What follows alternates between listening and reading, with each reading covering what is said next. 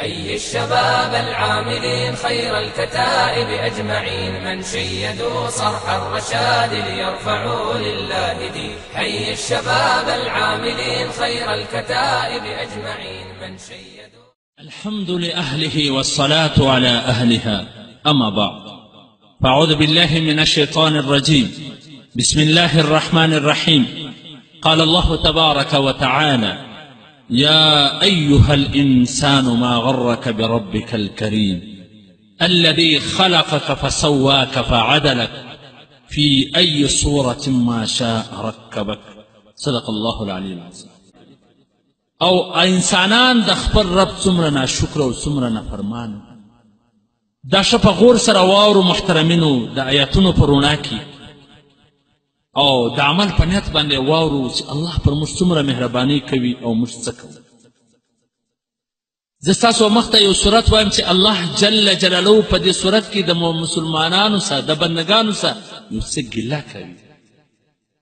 الله جل جلاله و مؤمنانو ته مثال د آس ورکړی دی. په آس سره الله جل جلاله د قسمونه اخي. والعادیات ضبحا، زما دې په هغه آسانو سره قسم وي چې منډې وهي. فالموریات قدحا، چې کله دوی منډې وهي د دوی پښې پر هغه کاڼه باندې مښلي، د هغه څه داسې لمبې راوځي. فالمغیرات صبحا، او د سهار په وخت کې حمله کوونکي وي. فاثرن به نقعا، او کله چې دوی منډې وهي د دوی په منډو سره داسې دوړې راپورته کېږي. فوسطن به جمعا، او دغه اسان د دغه لشکر په میانځ باندې ورننوځي. دغه آس چې د ده مجازي مالک ده ته 2 ټیمه چاره ورکړې ده، نه و ده ته پښې ورکړي دي، نه و ده ته غوږونه ورکړي دي، نه و ده ته سترګې ورکړي دي، نه و ده ته بدن ورکړي دي. صرف 2 ټیمه و ده ته چاره وراچوي. دغه د خپل مالک دومره فرمانبرداره دی چې مجازي مالک دی چې د هغه پر ده باندې سپور دی. دغه آس د ده د دشمنانو و طرف ته دومره په تیزي سره منډې وهي چې د ده د منډو څه د ده اوازونه راوځي، د ده د منډو څه د کاڼو د ډبرو څه د چغارې اوازونه راوځي، د ده د منډې څه دا دوړې او ګرد غبار راپورته کېږي. دی هغه د لشکر په میانځ ورننوځي. دا نه وایي چې پر ما به تورې ومشلي، پر ما به غشي ومشلي، پر ما به ګولۍ ومشلي. نه د غشو پروا ساتي، نه د ګولۍ پروا ساتي، نه د تورو پروا ساتي، نه د مقابل لشکر پروا ساتي. صرف پر ده باندې هغه مجازي مالک سپور دی چې 2 ټیمه و ده ته چاره ورکړي. لیکن انسان، ان الانسان لربه لکنود. الله جل جلاله فرمایي چې انسان د خپل رب ناشکر او نافرمانه. او تاسې راسې وګورو چې الله جل جلاله انسان په څومره ښایسته انداز کې پیدا کړي. کله چې انسان د مور خېټې ته ورغلی، هلته د ده د روزي مسله وله چې زه به خوراک څښاک د کومه ځایه کومه. الله جل جلاله و ده ته د نامه د طرفه سه روزي ورکوله، د نامه د طرفه سه یې ده ته روزي، خوله یې نور خرابوله. کله چې دی پیدا سو، بیا په چغارو په نارو سو چې هغه لاره خو بنده سوه، اوس به زه روزي د کومې څه خورم. الله جل جلاله فرمایي چې زه اوس هم هغه رب یم چې د مور په خېټه کې مې روزي درکوله. 2 لارې د مور د سینې څه د هغه د شیدو چینې ورته وبیولې چې د دې څه خوراکه کوه. کله چې دغه ماشوم راغټ سي، نو دغه ماشوم بیا ژاړي چې هغه لارې خو بندې سوې، اوس به د کومه خورم. الله ورته فرمایي چې اوس هم فکر مه کوه، زه اوس هم هغه رب یم چې کم رب تا ته د مور په خېټه کې روزي درکوله، کم رب تا ته د مور د سینې څه د شیدو چینې جاري کړې ولې، 2 لارې بندې سوې، اوس په 4 د باندې راخلاصې کړم. أنا صببنا الماء صبا ثم شققنا الأرض شقا فأنبتنا فيها حبا وعنبا وقضبا وزيتونا ونخلا. الله جل جلاله فرمایي د اسمانه څه به اوبه راورومه، د مځکې څه به تاسو ته رنګ رنګ میوې او سبزیانې راباسم، د سمندر څه به تا ته روزي درکوم، د مځکې څه به ته غوښې خورې. داسې حیوانات ستا د خوراک دپاره چې ته به د هغه غوښې خورې. وإن لكم في الأنعام لعبرة نسقيكم مما في بطونه من بين فرس. الله جل جلاله فرمایي در دې چې د څارواوي د دغه د غواو د وزو د دې د وینې د ګوبر در مابینځ به خالص سپینې شیدې ستا دپاره راباسم. دغه څلور لارې چې کله سړی مړ سي نو دی بیا ژاړي چې یا الله هغه څلور لارې د روزي دا بندې شوې. الله جل جلاله فرمایي چې اوس هم هغه رب یم، کم رب چې د مور په خېټه کې تا ته روزي درکوله، کم رب چې د مور د سینې څخه تا ته روزي درکوله، کم رب چې د مځکې او د اسمانو د سمندرو څخه تا ته روزي درکوله، کم رب چې د حیوانانو د نس څخه د ګوبرو د وینې مابین سپینې شیدې راایستلې.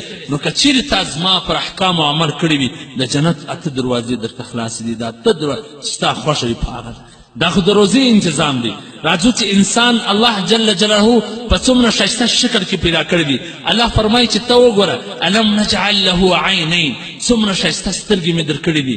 دا څومره ښایسته سترګې، په دا سترګو کې 100 کروړه بلپان الله لګولی دي چې د سپین دا جلا، د تور دا جلا، د زرغون دا جلا، د ژړ دا جلا، د شین دا جلا، د لرې دا جلا، د نږدې دا جلا، د هر رنګه بوتله دغه بلپان الله جل جلاله لګولی دي چې کله کله د انسان بلپان د لرې د خراب سي، نږدې ویني لرې نه ویني، کله د نږدې د خراب سي لرې ویني نږدې نه ویني. نو الله جل جلاله فرمایي چې څومره ښایسته سترګې مې درکړي دي، دومره ښایسته چې دومره د دا سترګو په دا کم ګولایي چې ده د دې څه چې کم د دا بلپانو تارونه راوځي، ساینسدانانو ته حیران دي چې دغه تارونه څنګه یو د بل سره د دې سره مښلي نه، څنګه یو د بل سره کرنټ نه سره اخي، چې دومره په صفایي باندې الله جل جلاله دغه بلپان له دا تارونه راوستلي دي. او الله فرمایي ولسانا وشفتین، چې ته د خپلو شونډانو ته وګوره څومره ښایسته شونډان مې درکړي دي، څومره ښایسته سړی په ایسېږي. که چیرې د چا شونډه نه وي، د چا د هغه سره ډوډۍ خلکو ته خوند نه ورکوي، هغه ته به څوک زنانه نه ورکوي، که زنانه وي د هغه سره به څوک واده نه کوي. الله فرمایي چې څومره ښایسته شونډان مې درکړي دي، ولسانا څومره ښایسته ژبه مې درکړې ده. 3,000 خانې الله جل جلاله په دغه ژبه کې پیدا کړي دي. د خوږ دا جلا، د تریو دا جلا، د تریخ دا جلا، یوه ژبه ده هر رنګه محسوسیت کوي. تریخ ځان ته محسوسوي، خوږ ځان ته محسوسوي، تریو ځان ته محسوسوي، رنګارنګه هغه خانې الله په دا ژبه کې ایښي دي. څنګه ښایسته خبرې په کوي. هغه انسانانو څخه پوښتنه وکړه چې د ژبو قوت یې کشف سوی وي چې هغه خبرې نسي کولی. چې ستا غوږونو ته وګوره چې 3 لکه ټلفونونه الله په غوږو کې لګولی دي چې د لرې دا ځان ته اوري، د نږدې دا ځان ته اوري، د هر سړي اواز ځان ته پېژني چې دا د فلاني اواز دی، دا د فلاني اواز دی، دا د فلاني اواز دی. چې دغه ټلفونونه سره ګډوډ شي بیا به د چا اواز نه سره پېژني. الله فرمایي چې ته ودې ته وګوره الذي خلقك فسواك فعدلك، په څومره ښایسته انداز کې پیدا کړی. لقد خلقنا الانسان في احسن تقویم، په څومره ښایسته ډانچه کې پیدا کړی. او الله جل جلاله فرمایي في اي صورة ما شاء ركبك، په څنګه انداز کې چې الله وغوښتي هغه رنګه پیدا کړي. ته لاسونو ته وګوره، ته پښو ته وګوره، ته دا چالو چلن ته وګوره. دا شیر دومره طاقتور دی، لیکن که چیرې د ده په پښه کې اځغۍ ګډ شي هېڅوک دغه اځغۍ نشي ځنه ایستلی. لیکن دا انسان ته وګوره څومره غټ غټ جازان جوړي. ځکه الله فرمایي ولقد کرمنا بني آدم وحملناهم في البر والبحر. الله فرمایي چې ته انسانانو ته موږ شرف ورکړی دی، عزت مو ورکړی دی، پر سمندر هم تسلط، پر مځکه هم تسلط، په هوا کې هم جازان روان کړي، په سمندر کې هم جازان روان کړي، پر روډونو باندې غټ غټ ټیلران. دا دومره یو کوچنی انسان په داسې ښایسته انداز کې الله جل جلاله پیدا کړی دی. او د اوسېدلو دپاره الله فرمایي الم نجعل الارض مهادا، چې ته وګوره څومره ښایسته ځکه مې درته اواره کړې ده. والجبال اوتادا، چې پر هغه باندې غرونه دي د میخونو په شان، په دې باندې الله غرونه ټینګه د مځکې په ټینګه کړې ده. وخلقناکم ازواجا، الله جل جلاله فرمایي چې تاسې مې جوړه پیدا کړي یاست. تاسې وګورئ که د انسان سره ټوله دنیا ورسره وي، د ټولې دنیا مالک وي، لیکن د ده سره زنانه نه وي، د واده نه وي کړی. د الله رسول صلی الله علیه وسلم فرمایي چې دا مسکین دی. الله جل جلاله فرمایي چې تاسې مې جوړه پیدا کړي یاست. وجعلنا نومکم سباتا، کله چې ستړي سئ، کله کار ډېر وکړې، ستومانه سئ، الله فرمایي چې ستاسې دپاره مې خوب آرام او د راحت ذریعه جوړه کړې ده چې سړی کله بیده سي چې راپورته سي تر و تازه وي. وجعلنا اللیل لباسا، او شپه مې ستاسو دپاره لباس او پرده ده چې کله ماښام سي هر یو کور ته را روان وي، په دا شپه کې خوب آرام او راحت کوي. وجعلنا النهار معاشا، او الله جل جلاله فرمایي چې ورځ ستاسو دپاره د معاشت یو ذریعه ده چې کله سهار سي بیا ټول بازار ته روان وي، دکانونو ته روان وي، د خپلې روزي انتظام برابروي. وبنینا فوقکم 7 شدادا، شدادا الله جل جلاله فرمای چې ته وګوره څومره مضبوط اسمانونه مې د باندې درولي دي چې اوس د هغه د ایله کېدو بیره نشته که په یو کمره او کوټه کې سړی ناست وي د دغه د خونې د چت د ایله کېدلو بیره پیدا سي نو څومره به ټول منډه وهي لیکن الله فرمای وبنینا فوقکم سبعا شدادا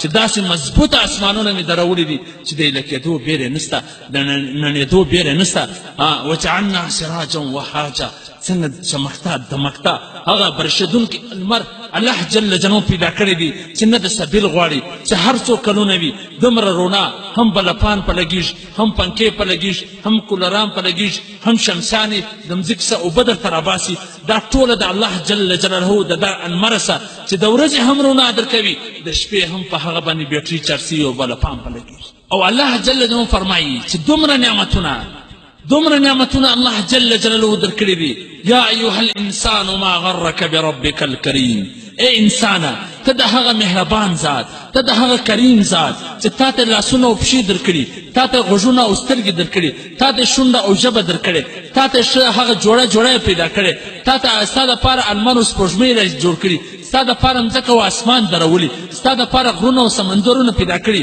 ستا دپاره دا ټول کائنات چلوي ته د هغه مهربان او کریم ذات څه کم شي په دوکه کې تاسې محترمینو د خپل ځان سره سوچ وکړئ څومره نافرماني د الله جل جلاله موږ کړې ده څومره ناشکري موږ د الله کړې ده څومره بد نظرۍ مې کړې دي څومره فلمونه په دا سترګو کتلي دي څومره د بل وزنانو ته کتلي دي څومره سروزونه به اورېدلي څومره په دا پښو به غلط ځایو ته تللي څومره په دا لاسو به غلط کارونه کړي وي لیکن الله جل جلاله نه یو ورځ پښې درشلې کې نه یو ورځ لاسونه درشل کو نه یو ورځ په سترګو ړوند کې نه یو ورځ غوږونه درکاڼه کړل لیکن د الله اعلان دی ولو شاء الله لذهب بسمعهم وابصارهم کچېرې زه وغواړم په سترګو به دې ړوند کړم په غوږو به دې کوڼ کړم په پښو به دې شل کړم په لاسو به دې شل کړم لیکن هغه مهربان او هغه کریم ذات چې 30 کاله 40 کاله 50 کاله 100 کاله د هغه په نافرمانۍ کې لګا د هغه په هغه درکړ سوي سترګو باندې چې الله درکړي دي په هغه باندې ته بد نظري کوې په هغه باندې فلمونه ګورې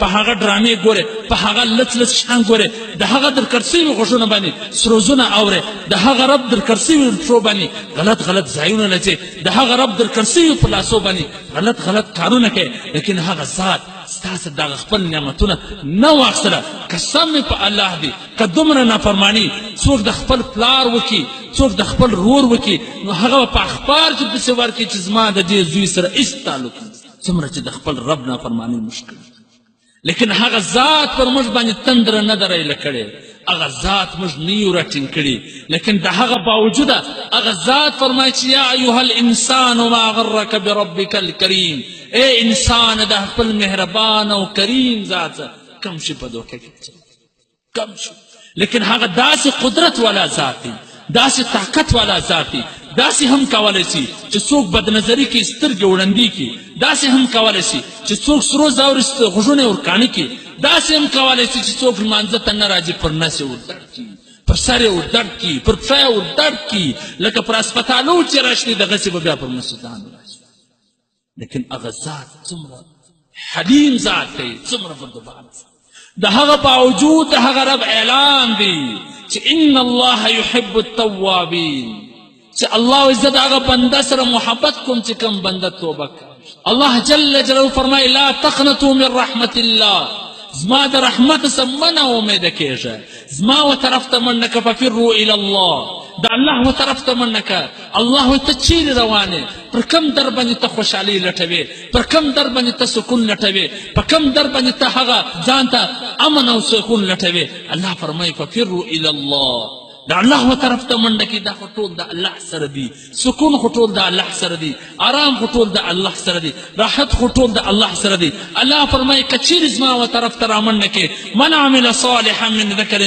او انثى وهو مؤمن فلنحینه حیاة طیبه خوشحاله زندگی به درکم آرام والا زندگی به درکم صحت والا زندگی به درکم سکون والا زندگی به درکم حیاة طیبه په دنیا کې به هم خوشحاله په آخرت کې به هم کله چې دغه نافرمانه بنده دا ناشکره بنده دا ګناهګاره بنده چې د ګناهو څخه خپل عملنامه ډکه کړې وي د ګناهو باندې شپه ورځ تېره کړې وي کله چې دا توبه کاږي کله چې د رب در ته راځي کله چې د رب پر دروازه باندې راځي الله جل جلاله د استقبال کوي. زمون محبوب پیغمبر صلی الله علیه وسلم هغه فرمان دی وایي چې الله جل جلاله د خپل بنده پر راتګ د خپل بنده پر توبه باندې دومره خوشحاله کیږي لکه چې یو سړی پر صحرا باندې مسافر روان وي، د ده سره خپل سواري ورسره وي، د ده سره د لارې زادره د خوراکي سمواد ورسره وي. وایي کله چې دی پر لارې ځي یو ځای د آرام دپاره سر ولګوي، چې کله راپورته سي د ده سواري ورک وي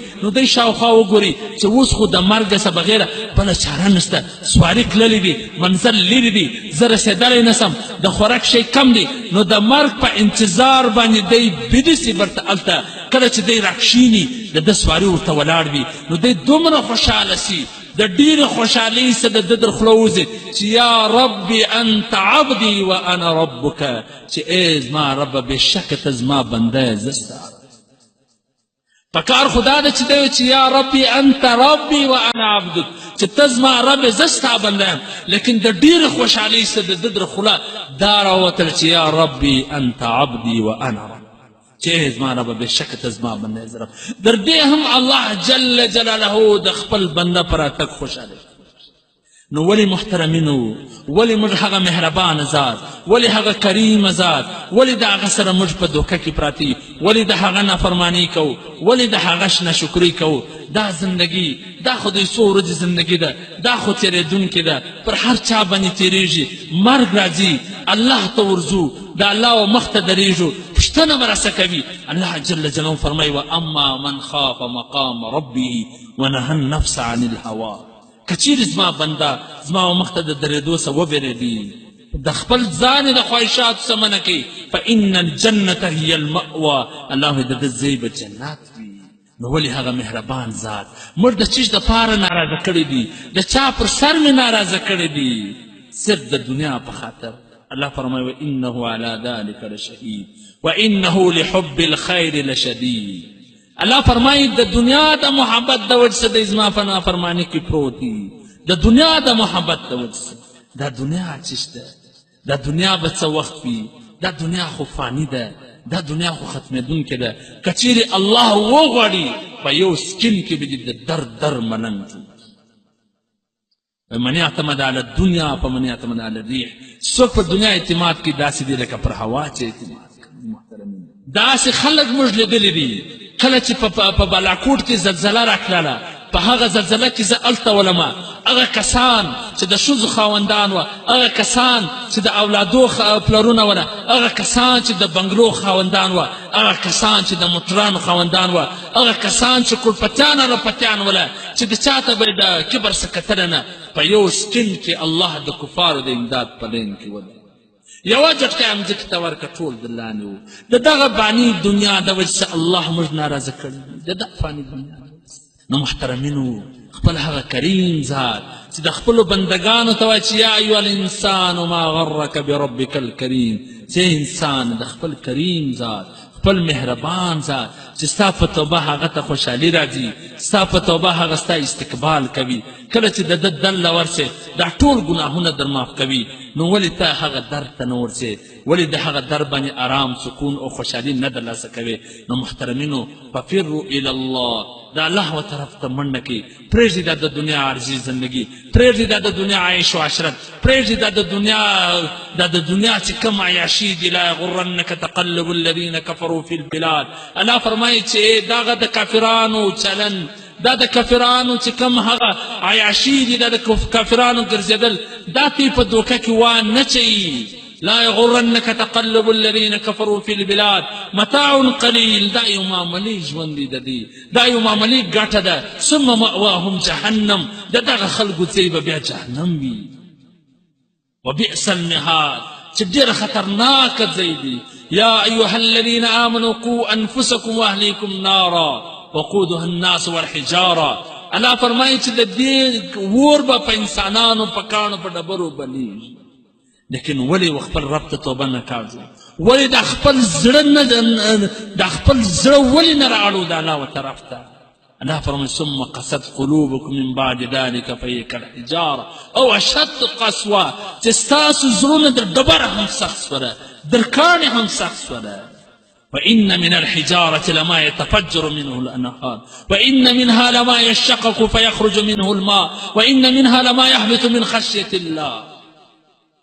دا فرمای دا ډبره هم د الله د بیرې څخه ژاړي، دا ډبرې څخه هم اوبه راوځي، د دغه ډبره هم د الله د بیرې راګېډېږي، د ډبره هم زموږ زړونه سخت. های های افسوس افسوس چې نن زموږ زړونه د ډبره هم سخت شول.